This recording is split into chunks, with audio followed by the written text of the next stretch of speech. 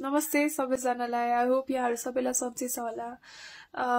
I know अहिले social मिडियामा न्युजतिर चाहिँ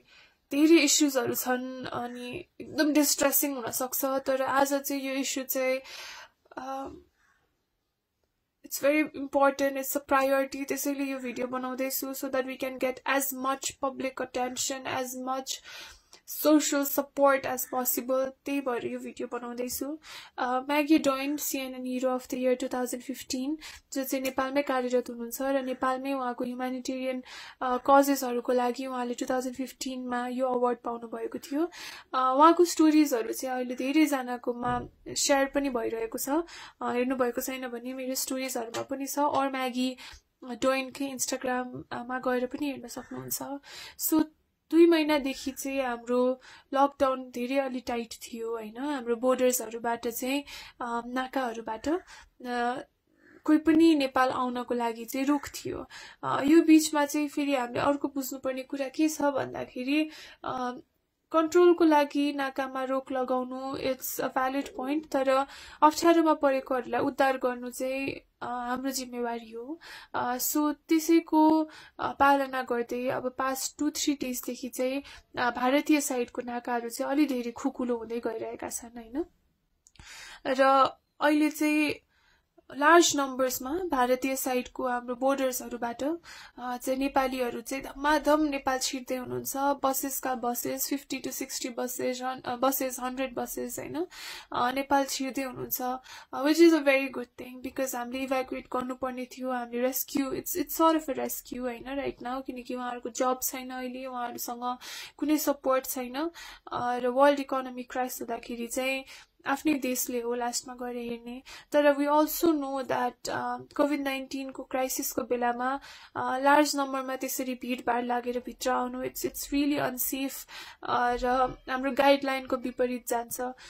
that's another important issue अहिले म त्यो पनि साइड लगाए अहिले राइट नाउ हाम्रो concern major concern immediate action चाहिएको भनेको चाहिँ पानी र खानाको व्यवस्था जति पनि नेपाली भित्र आउँदै हुनुहुन्छ नेपाल भित्र उहाँहरु चाहिँ लामो एउटा यात्रा तय गरेर आउनु भएको they've been traveling for 5 days for a week हैन र अहिले चाहिँ southern side मा चाहिँ temperatures are very high 45 degrees भन्दा माथि टेम्परेचर छ यति लामो बाटो ट्राभल गरेर आउनु भएको छ र कतै पनि उहाँलाई खानाको व्यवस्था भएको छैन भारतीय साइडबाट हामीले एक्सपेक्ट गर्न पनि मिल्दैन नेपाल पसिसकेपछि पनि कुनै पनि संयन्त्र छैन जसले चाहिँ उहाँलाई खाना और पानीको व्यवस्था गरिदियोस् र यो भाइरस फैलिनबाट रोक्नको लागि चाहिँ सिस्टम के छ भन्दाखेरि पैसा भए पनि उहाँहरु ओर्लेर के पनि किन्न पाउनुहुन्न which is a very valid measure त्यो गर्नै पर्ने कुरा हो सो पैसा भए पनि उहाँले 5 दिनसम्म खाना किन्न पनि पाउनु भएन कसैको थ्रुबाट सहयोग पनि भएन र पानीको पनि व्यवस्था भएन अब इमेजिन हैन 5 डेज हफ्ता दिनसम्म ट्राभल गरेर 45 डिग्रीज भन्दा बढी टेम्परेचरमा वी वर ट्राभल्ड इन बसेस हैन हामीलाई थाहा छ गर्मी हुँदाखेरि कति डिफिकल्ट हुन्छ उकुस मुकुस हुन्छ एउटा बसमा 60 जना प्लस मान्छे त्यसरी कोचिएर आउँदाखेरि without food and water I'm putting focus on this time and again without food and water it's a very difficult situation एकदमै गाह्रो सिचुएसन छ र just to empathize just आफूलाई त्यो पोजिसनमा राखेर हेर्नुस् हैन तिर्खा लाग्दा मान्छेलाई कति गाह्रो हुन्छ र कुनै पनि तर्फबाट हेल्प नपाउँदाखेरि आफूलाई कति गाह्रो हुन्छ just imagine once so म्यागीको स्टोरी हेर्दा थाहा पाएँ everybody there is begging for water हामीलाई पानी दिनुस् that's their only demand right now give us food पनि हैन give us water we just want water हामीलाई पानी चाहियो right now we want to drink water just पानी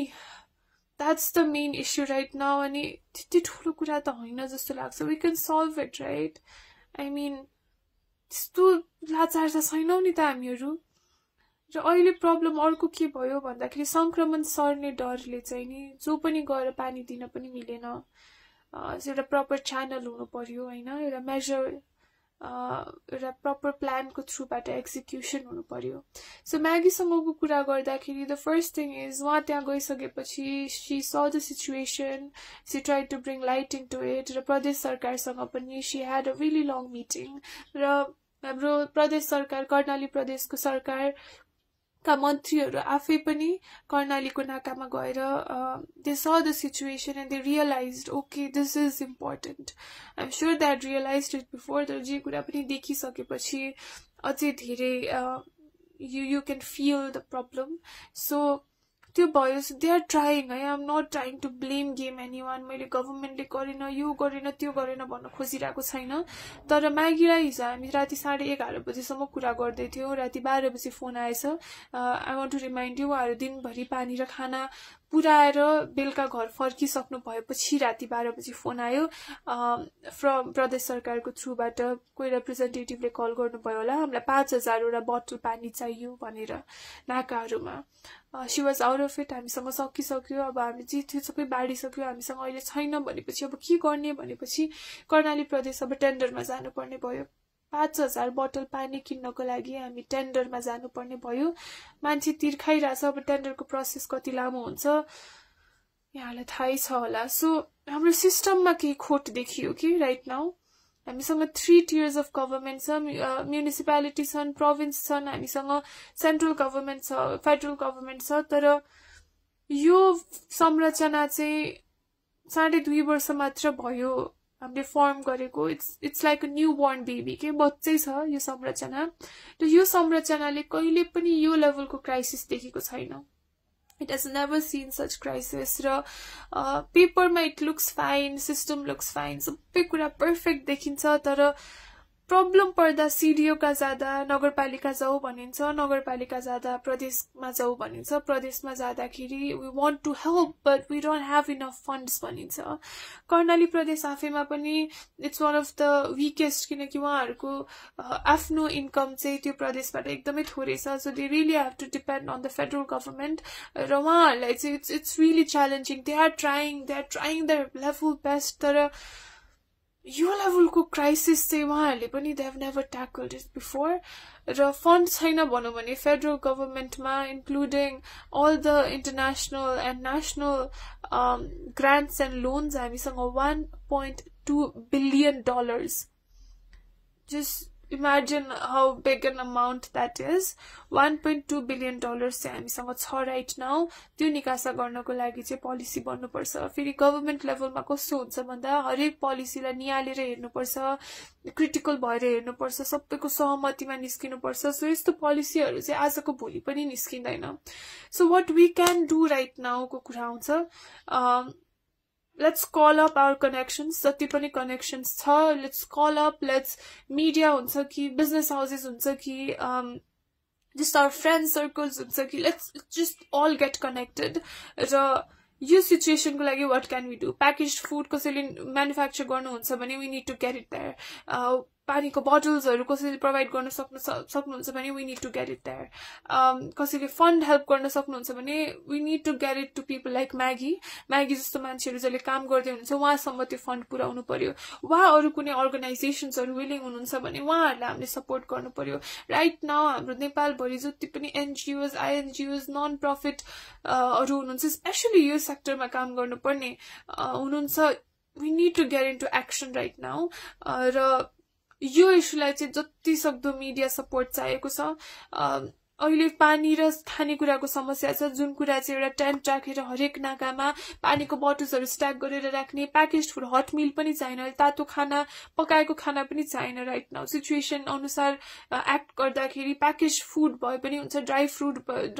भए पनि हुन्छ हरेक नाकामा राखिदिनु पर्यो त्यहाँ छोडिदिने they will come they will pick it up physical distancing पनि मेन्टेन हुन्छ it's not very difficult we can do it we can definitely do it the second thing is overall migrant workers को issue 2 months भयो since the lockdown विदेशहरुमा lockdown सुरु भएको it's been longer नेपालमा comparatively धेरै देशहरु भन्दा धेरै पछि नै लकडाउन सुरु भएको थियो because हाम्रोमा संक्रमण त्यतिबेला आइसकेको थिएन 70-75 दिनदेखि लगभग धेरै नेपालीहरु they've been stuck outside नेपालमा हामी यतिजना संक्रमित पुग्यौं भन्छौं तर विदेशमा रहनु भएको नेपालीहरूको संक्रमण गन्यौं भने it's crazy the numbers are crazy कतारमा मात्र मे 19 सम्म 6911 जनामा संक्रमण देखिसकेको थियो सिचुएसन एकदम नराम्रो छ उहाँहरू एउटा जेल भन्दा पनि नराम्रो फेसिलिटीमा बस्दै हुनुहुन्छ they all want to come back home स्टुडेन्ट्सहरू बांग्लादेशबाट कति डिस्ट्रेसिङ कल्सहरू आउँछ बहराइनबाट मलेसियाबाट डिफरेन्ट पार्ट्स अफ द वर्ल्डबाट इभन डेभलप्ड कन्ट्रिजहरूबाट प्लिज रेस्क्यू अस हामीलाई इभ्याकुएट गरिदिनुहोस् भनेर many people are in dire need right now 12,000 जति मान्छेलाई आम माफी पनि भइसक्यो भन्नाले जेलमा रहनु भएका नेपालीहरू विदेशमा जो चाहिँ भर्खर छुट्नु भएको छ they don't have any place to go देश फर्किनु भन्दा बाहेक विकल्पै छैन र कतिजना पैसा तिर्न पनि तयार छौं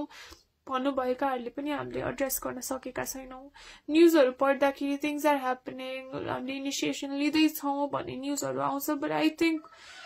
अलि लेट भयो कि हामीहरू to address this situation अलि धेरै नै लेट भयो अझसम्म पनि विदेशबाट नेपाल ल्याउनको लागि एउटा पनि प्लेन भित्रिसकेको छैन र क्वारेन्टाइन फेसिलिटिजहरु हेर्यो भने डर लाग्दो छ म त्यस्तो ठाउँमा कहिले बस्न सक्दिन थिए to be very honest Nepal गरिब देश हो यु क्यान एक्सपेक्ट मच भन्ने कमेन्ट्सहरु आउलान् तर like I said 1.2 billion dollars just for कोभिड-19 1.2 बिलियन मैनेजमेंट को कुरा हो विलिंगनेस को कुरा हो सकिन्छ जस्तो लाग्छ we need to get together सानो सानो मसिनो कुरामा अल्झेर भएन प्रायोरिटी के हो राइट नाउ कसले के कमेन्ट गर्यो प्रायोरिटी हो कि नेपालको सिचुएसन कस्तो छ हाम्रो इकोनोमी कुन दिशातर्फ जाँदैछ यसबाट हामी उम्किन कसरी सक्छौं भन्ने कुरा चाहिँ नेशनल डिबेट हुनुपर्ने हो choice is yours but I think यो क्राइसिस जस्तो इम्पोर्टेन्ट चाहिँ कसले के कमेन्ट गर्यो भन्ने कुरा चाहिँ कहिले पनि हुन सक्दैन सानो तिनो कुराहरुबाट चाहिँ I think we need to get out